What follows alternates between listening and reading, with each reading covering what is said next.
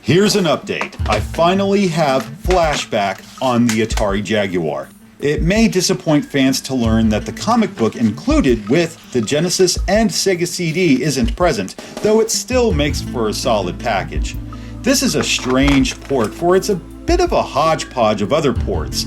Before I address the changes, let's talk about the positives. The graphics may very well be the best of any port I've played, rocking a higher resolution than Genesis, Sega CD, or 3DO. Character sprites and animation are on par with 3DO, but colors are far more vivid. The cinemas move much faster. As you can see here, the Jaguar is just blowing past Genesis. Wouldn't say it's better since slow motion added some drama, but still cool. It depends on the player and their sensibilities, I feel. Audio, unfortunately, doesn't hold up so well. Not that it's bad, no, it's just quiet. I really need to pump up the volume if I want to hear that sweet score or sound effects. Otherwise, it's fine. One thing this port shares in common with the Sega releases is control. Really, Jaguar plays just as well as Genesis and Sega CD. If Jaguar were your only option for playing Flashback, good for you, it's a sweet port.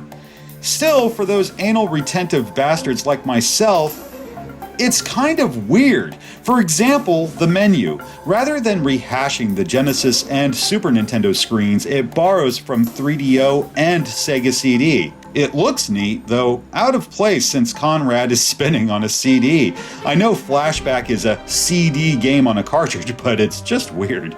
For performance, there's a few screens where the frame rate dips, like the Work Center. Curious place to choke, right? I understand when there's a bunch of enemies on screen, but even then, this wasn't an issue with Sega or 3DO. I don't know why it does that. Regardless, it's there. Then we have music. For whatever reason, the Delphine logo has a different hue from what was used on Genesis.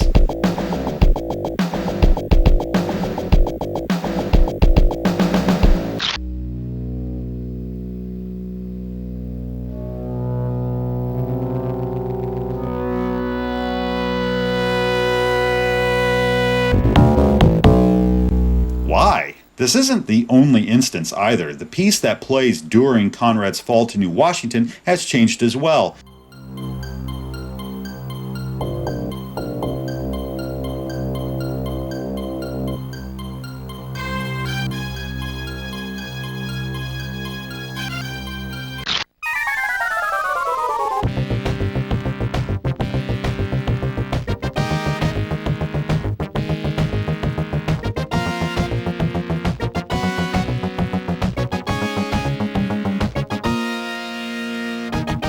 I don't get it. This even happens during gameplay.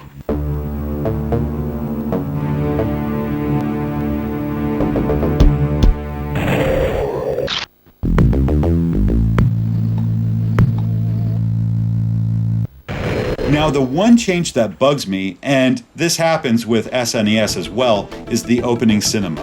When Conrad's shot down in the Genesis version, you get this dramatic low bass sting that adds weight to the event.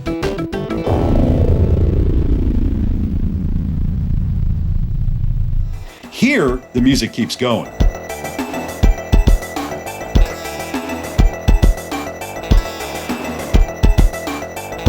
This has zero impact on the fun factor. If I hadn't played the Genesis game first, I would have thought nothing of it. It's just different. Ultimately, Flashback on Jaguar is a damn good port, whether you're an obsessive collector like me or simply in need of a cinematic platform game for the Wildcat. Flashback has you covered.